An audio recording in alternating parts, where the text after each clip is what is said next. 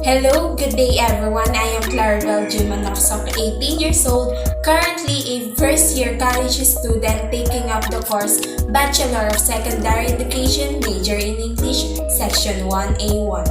It's my honor to share, rather explain to all of you my final requirement for our subject EL101 or Introduction to Linguistics. In this video, I will explain what sentence pattern and how I come up with the sentence diagram that I have created for the 5 sentences given by our subject teacher, Doc Alice Ramos.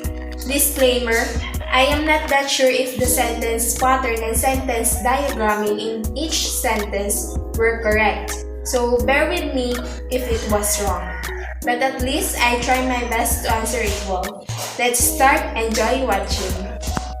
First, let me remind you that sentence parts create sentence patterns in our language. Sentence pattern refers to the arrangement of words in a sentence. There are 5 basic sentence patterns: SIV, STVDO, STVIODO, STVDOOC, and lastly SLBSC. While sentence diagramming refers to the technique to be able to visualizing the pattern of a sentence. The process of sentence diagramming will surely help us to craft both simple and complex sentences that deliver information. In the sentence diagram that I have created, we will encounter 4 types of lines which was really needed for sentence diagram. First, the horizontal line for the subjects, verbs, and objects. Second, the vertical lines to separate the subjects, verbs, and objects. Third, the diagonal line to write modifiers, prepositions, articles, and or determiners.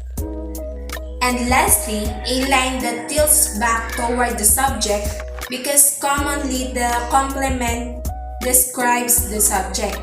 After the final examination, I have known that there is also a dotted vertical or diagonal lines which primarily for conjunctions. I am not that aware of that type of line in sentence diagramming when I constructed the given sentences.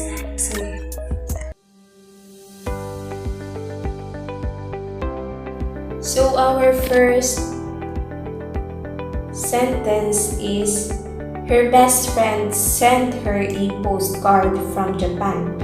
The sentence pattern of the given sentence is subject plus transitive verb plus indirect object plus direct object.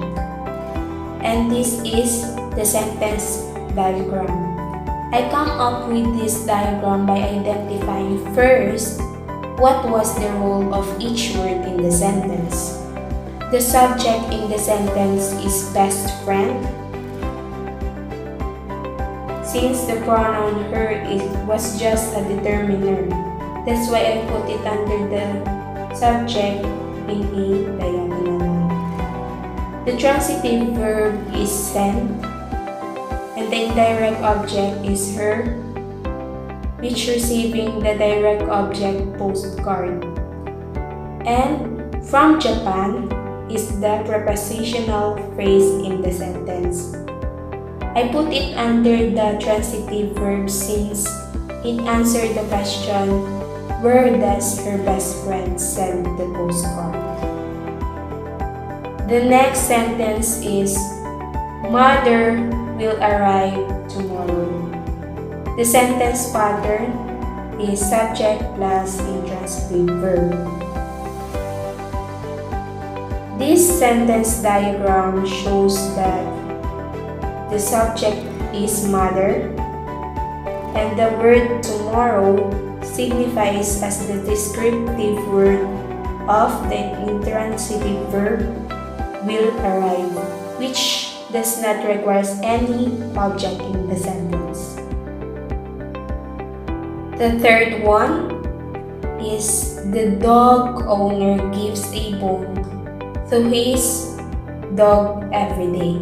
The sentence pattern is subject plus transitive verb plus indirect object plus direct object also.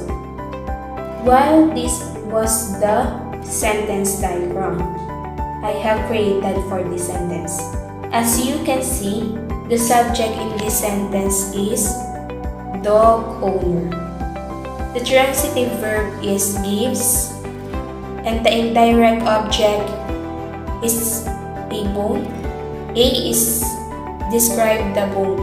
That's why I put it under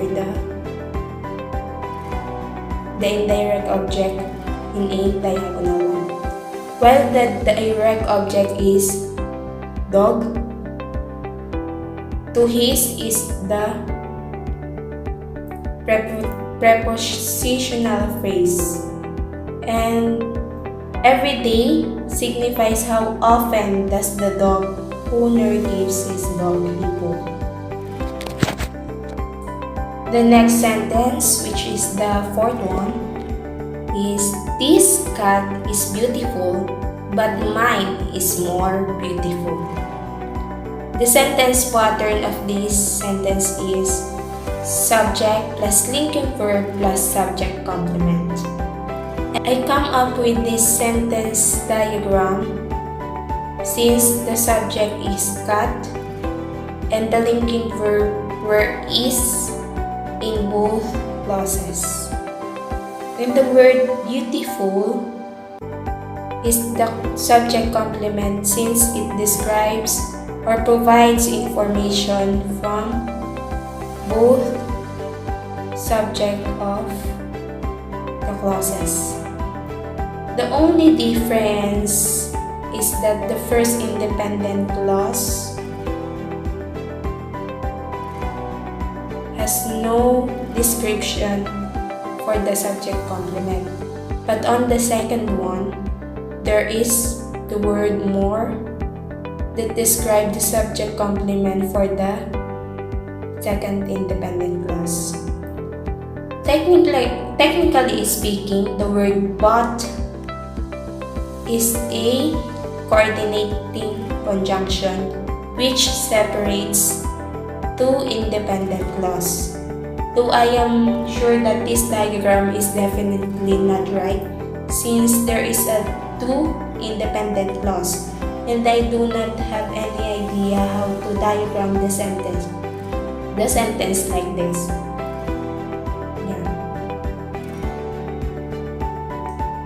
And lastly, the fifth sentence, which is snakes are found in Saigon. The sentence pattern of this sentence is subject plus intransitive verb. And the sentence diagram should be like this.